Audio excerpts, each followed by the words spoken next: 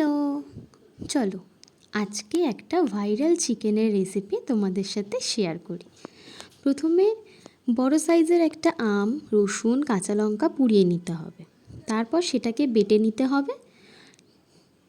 টকটাকে balance করার জন্য একটু চিনি আর একটু কাসুন্দি দিতে হবে। তারপর মাংস ম্যারিনেট করার পালা। প্রথমে মাংসটা ওই পেস্টটা সাথে একটু হলুদ, একটু নুন, একটু কাশ্মীরি লঙ্কার গুঁড়ো আর একটু ধনে গুঁড়ো দিয়ে 30 মিনিটের জন্য ম্যারিনেট করে রাখতে হবে।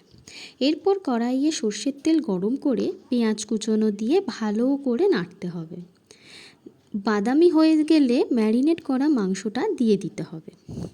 ভালো করে কষতে হবে। আর অন্যদিকে আরেকটা পাত্রে জল আর গোটা গরম মশলা দিয়ে ভালো করে তাকে ফোটাতে হবে যতক্ষণ না পর্যন্ত কালারটা চেঞ্জ হয়। মাংস থেকে যখন তেল বেরিয়ে আসবে তখন ওই ফোটানো জলটাকে ছেঁকে ভালো করে দিয়ে দিতে হবে। তারপর আর কি, মাংসটা হয়ে গেলে ওপর থেকে একটু ধনেপাতা ছড়িয়ে দিলেই আমাদের রেডি হয়ে যাবে ভাইরাল আম পোড়ার মুরগি। তোমাদের কেমন লাগলো আমাকে কিন্তু অবশ্যই কমেন্ট করে জানিও। আর ভালো লাগলে কি করতে হবে? Like, share, subscribe. Tata, by.